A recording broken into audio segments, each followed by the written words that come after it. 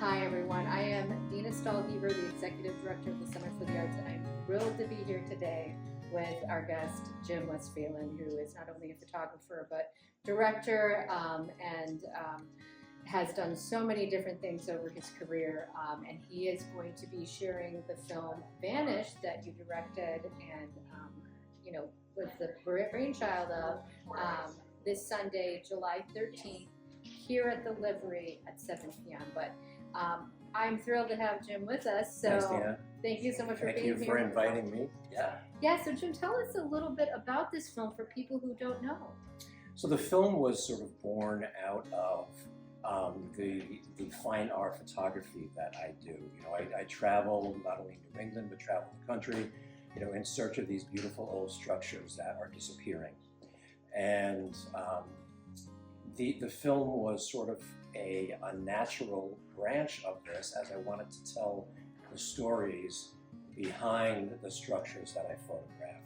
And I was fortunate enough over the years to to collect these stories from the people who own these structures, and they were they're more than willing to share their history.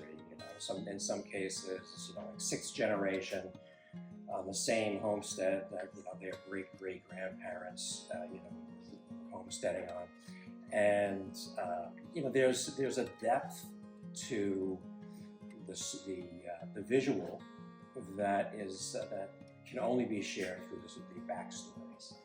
Well, that's what I love so much about really art in general, but there's always a story behind it, right? So there's what makes it so special in a lot of ways is it's an image of something that means something. There's a long story behind it, and there are people involved in that, and so that's what I think adds to the beauty of so much art, and your film in particular. So I am really thrilled that we are showing it, and thank you, Rick Stockwell, for making this connection for us. Is really the artfulness of it. I love watching documentaries, and there's amazing people out there, and I'm not saying they're not amazing, but I'd say to me what I loved when I saw the trailer was just the color, the dynamicness, the richness of the images, and I can tell that's obviously your skill with photography that comes into mind there. So it's like a moving, incredibly well done photograph. So it's really lovely. That's kind of you. When I first started this project some 20 odd years ago, without intention at first, for me it was all about the beauty and decay, the beauty of the aesthetic of these structures, how they stand today, and it wasn't long after that I started wondering myself about I wonder what the people were like who lived here or farmed here or whatnot. So it was a bit of a learning curve to take my still photography skills and to turn that into a film project. But I see it a particular way. So I try to answer your question, I try to take what I do with my still images and sort of translate that into the moving image. So it's all about the light, and it's all about the weather. I'm always chasing storms, and I wanted to try to convey that in the film. See, that's amazing, and I think that's one of the for the average person maybe is part of that untold story. You see a photograph and you're like, oh, it's beautiful. Well, there's a lot of beautiful photographs, but ones like yours, I think in particular, stand out because there's a wisdom that comes from your experience that you can clearly see. Like, this is something you didn't just pick up a camera and you took a picture. You've learned and studied and seen over time what brings that type of result that you're looking for. Sure. As well as that creative aspect of this is what you want to see, and I love that every artist and creative has that kind of vision, and a lot of there's something they know that they want, and how do they get there, and so that's often a lot of the process, which is really cool. And that comes with some years of experience. For decades, my day job, I was a commercial photographer for many years, and in particular architectural photography, which that was a great launch pad for what I do here with these old structures. But you mentioned the wisdom that sort of comes from that, And the wisdom comes from the time that I have spent investing in this project, but it's also it's the wisdoms that were shared by the people who have associations or own these structures. And when I hear the stories about them, I see them in a particular, maybe in a different light. They'll tell me a little bit about the structure and what happened on this side of the property or this side of the barn or whatever. But as far as how I see, I'll go to a location often many times because I want to make sure that the light is right and everything comes together the way I envision it. But my process is more of being at the location, looking at a structure from just kind of meandering at different angles and letting it speak to me in essence, to see what is the best angle and to see how without sounding too flaky, really how it speaks to me and how I can convey what I'm feeling in the moment looking at the structures. It's really art. So I'm thrilled that we're able to show this film Sunday. So hopefully everyone will come and check it out too, and we'll do some question and answer. We get to learn some more. So yeah. It's amazing that we get to have you, the actual photographer, director, videographer, like everything right here with us. And I would just say too, to your point about, as we're talking about art and how people view it and different things like that. One of the things I said, when I came in here, because we're at the livery, we have our Natural New England show. We have beautiful pieces up, and in your honor, we have a special barn exhibit here with some beautiful images of barns. So definitely come check that out. And some of your work is here on our walls, which I feel very honored to have. And looking at some of them, you can just see, and I was shocked that it wasn't a painting because of the detail and the depth.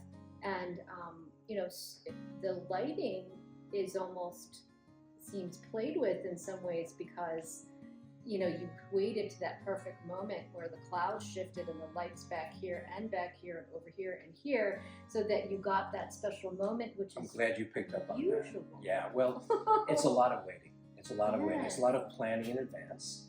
I have some special apps on my phone where I can track the sun, I can track the weather, track the length of shadows, and so forth. But it's once I get my view and the angle that I know I want to shoot, it's not unusual for me to sit 2 or 3 hours waiting for the light to develop. And sometimes that happens, and sometimes it doesn't. But it really is about waiting for the moment. I don't. I'm not a guerrilla shooter where I'm just going here. I pick my angle, the one that kind of sings to what I'm trying to convey, and then I wait. And you could really see the difference in that, and I think maybe that's part of.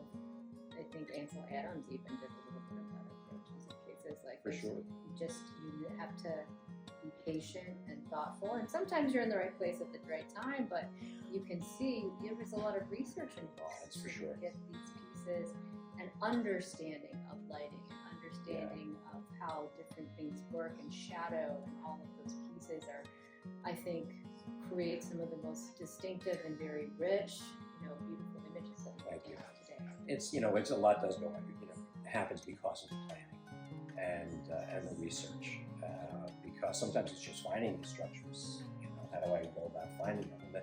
And the film will speak to that as well. Again, it's a little bit of a hybrid film, and where it shows what I do and what goes into finding and capturing these structures of life on the road and chasing the storms and all that. And then it's these rich interviews with the people who own the structures, and that's to me that's the rich part of it, to learn that history.